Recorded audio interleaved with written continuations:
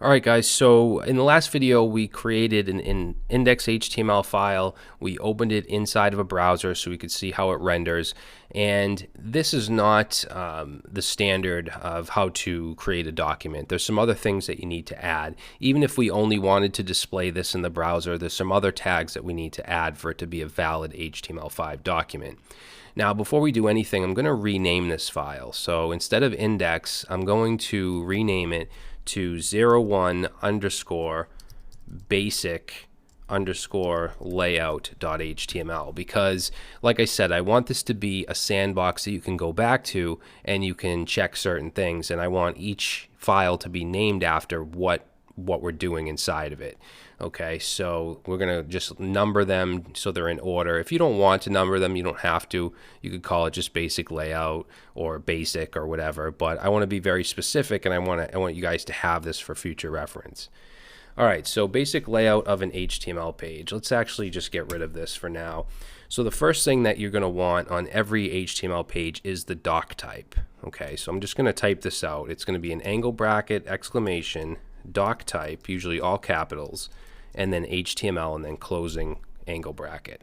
So this is a Doctype, and what this does is it tells the browser what type of document it is, because a browser can read HTML5, it can read XHTML, it can read HTML 4.0.1. So there's a lot of different variations of HTML, but HTML5 is definitely the standard, and that's what you're going to want to use.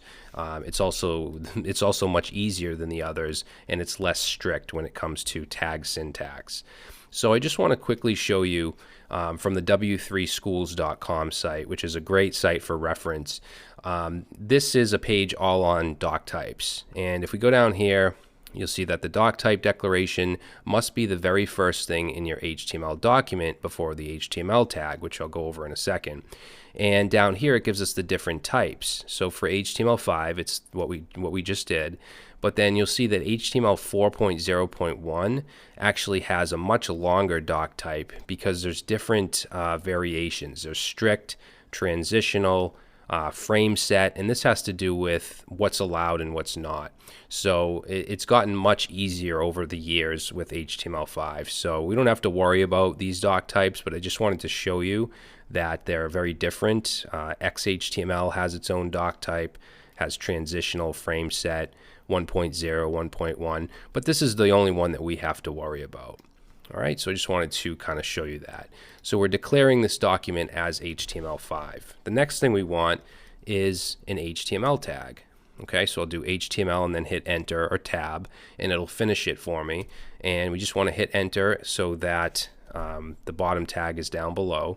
And now inside the HTML tag, we have a head tag, and then under the head, we have a body tag. Now notice that there's an indent here, and VS Code will do this automatically. If you're using something like Notepad, which I would definitely not suggest, it's not going to indent it for you automatically, so you have to do it yourself.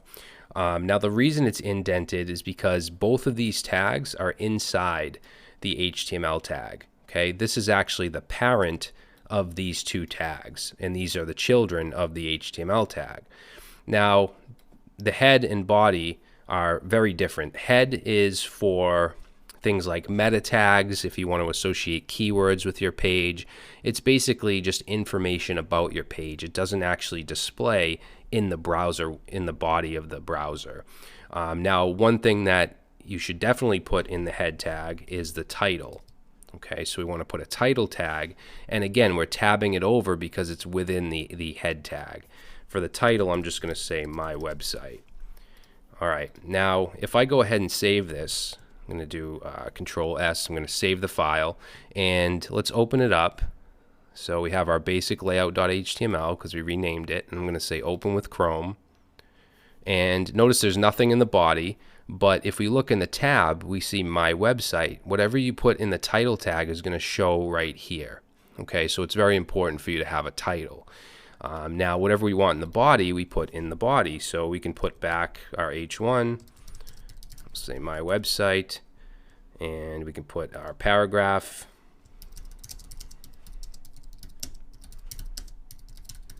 And we'll go ahead and save, and we'll go back and reload, and now we have our H1 and paragraph in the body. Okay, so anything that you want to show in this area is going to go in the body of your document. All right, so you just want to keep this structure in mind. This is the core, fundamental, mandatory structure of an HTML document. You have your doc type at the top, you have your HTML tags that wrap around everything, and then you have a head and body area. In your head, you should at least have the title, and in the body, you just have whatever your website content will be. So the last thing I want to show you is how to create a comment. Okay, so you might want to label stuff without it actually rendering in the browser. So let's say I wanted to put a comment right here. What I would do is put an angle bracket, an exclamation mark, and then a double hyphen. Once I do that in VS Code, it actually auto-completes the rest of it, but this is the format of a comment. So I'll just say this is a comment. So starts off like this, and then it ends with double hyphen and an angle bracket. So just make sure you don't forget the exclamation, because that's not a valid comment. And notice that it turns green in VS Code to let you know that it's actually a comment. And if I save this and we go to the browser and reload, notice it doesn't show here because it's a comment. Now, in browsers, you can view the source code. Okay, you can view the HTML source. On a Mac, you can do Command Option U, and on Windows, I believe it's Control U, and it'll open up a new tab that shows you the actual HTML. So you can see our doc type, our HTML tags, all that stuff. It also will show the comments in the source code. Okay, just to let you know that. So let's go back, and I want to show you how you can comment out something that's already there.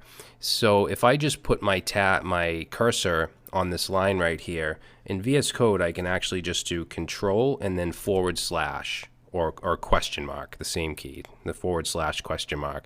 So if I hold Control and hit that, it'll comment the whole line out, and I can toggle it. If I hit it again, Control / I can just toggle the comment. If I wanted to comment out multiple lines, I could highlight them and again Control / and that will comment out the whole thing.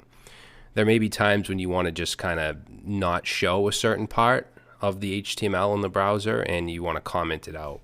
Okay, and you can put this on a separate line as well, like that. That'll still work. This is all commented out. All right, so that's going to be it for this video, guys. In the next one, I want to give you some tips and tricks with VS Code. For instance, we can generate the basic structure automatically without having to type all this out with every HTML page. I also want to give you a couple extensions that I want to recommend and that I'll be using in this course. All right, so I'll see you in the next video.